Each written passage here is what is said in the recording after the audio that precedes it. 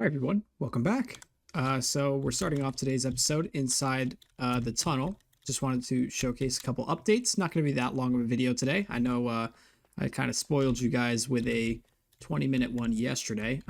This is going to be the auto sorting storage room, so we'll make that in one of the following episodes. It's a little bit of a complex build, and I'll explain my process behind that and how we're going to create that concept and what's going to happen with that. I think it'll be quite interesting. It's going to be a bit of a Minecraft engineering project when it comes to redstone. It'll be a little complex, so we'll save that for next episode. But as you can see, the tunnel is now finished. The light switch is fully functioning all the way around. Oh, that's not, don't worry about that button. That was a little bit of an experiment. I'll explain what it is because I think it's funny. I was trying to have a block swapper in here because I wanted to hit the light switch button and then have a block swapper block swap a what is that block called? The mushroom light? This thing, the shroom light. It was going to block swap a shroom light into this space right here. But unfortunately, it was just, obviously, it's just too big to put a block. I can't even speak. It's too big to put a block swapper right there. So obviously, I would have had to do that for every single one. It would have been a piston and redstone nightmare and would have taken up so much space and probably caused a lot of lag. So I just figured, you know what? Let's just not do that. That's probably the best decision to make. And so, and now that I think about it, one of you did request to name one of these guys Sniffles. And so we got Sniffles right here as he's sniffing up this azalea bush. I do not have another name tag, but there was another very generous and lovely name in the comments as well that I was going to name this guy. I forget what it was, though. I'm going to have to look back at that. They really love this fountain, by the way.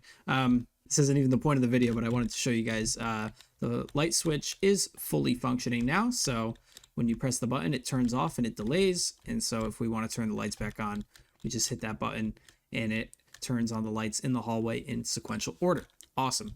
All right, so now we can get to the actual point of the video, which was I decided to actually change the walls of the house. So I'm not doing the whole house, right? But obviously this house is made out of a very basic templates, very old school with the wood, the spruce, and the cobblestone, several years old. And I just wanted to modernize it a little bit and kind of blend it in with that castle a little bit more.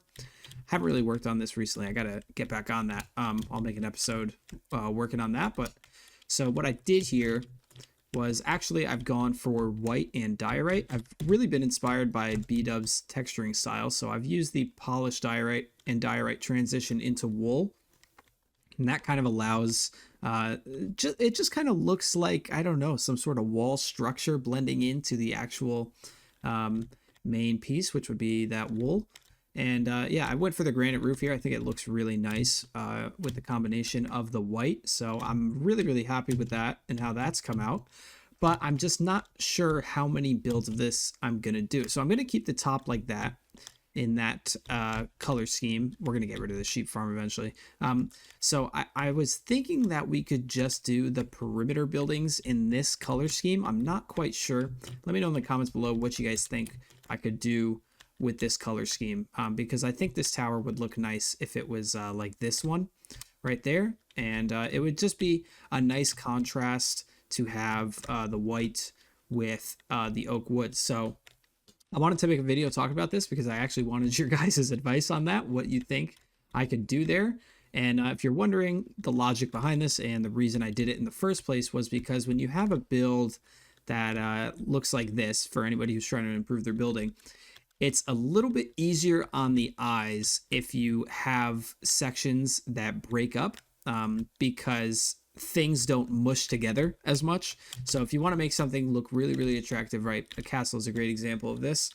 Even though it's not finished, what we've done here is there's lots of separation when it comes to the design of it. So you can see like that main pillar piece right there jets out 2 blocks. And the pillars kind of break up these awkward angles, and I've purposely placed those roof visual lines so that when you're standing, it fills up that gap right there. You can see that that gap there. It'll all be filled with cobblestone eventually, but you can see that roof kind of sits perfectly right in there. And so the same thing has been done here, except this time we've also used the shape and the actual design of the walls. So we obviously have these two pillars right here separating this box, but then we use the white wool to separate it from the oak wood so that it's not all blending into itself, because I was finding that was a major issue with this build. And so I wanted to make this little example with you guys and show you how I've designed these walls. And so basically what we're doing is texturing the corners of the walls. So if we make a couple more, let's polish andesite and we make a box here. So say we're going to make our wall, right? We go to the corner, and I usually do some sort of an L shape, something like that. And then we're going to take the gradient, I think that's how you say that, and take the gradient, right, and use the next shaded block. So the smooth diorite is going to work. The smooth diorite, the regular diorite is going to work the best here, right? And so we just do it on the corners of this shape that we made. So just like this, and then the wool is going to be our main block of the wall. And so we just fill in the rest of the wall with that. And you can see that makes a really nice pattern right there. And so then you could, you know, if this was a build, I guess you could like put a window in here or something like that. And so then you have this nice gradient with the wall, which you can see is that technique that I've used pretty much all throughout there.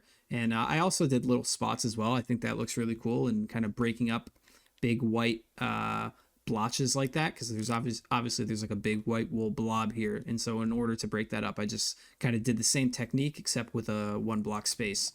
And so yeah, nothing really changed. Kind of did that the same throughout all of these, and I think it looks really nice. So yeah, that's Moonglow's building tip of the day. But yeah, that's gonna be it for this episode. Thank you to all the new subscribers that have joined, and I guess I'll catch you guys in the next one. Peace out.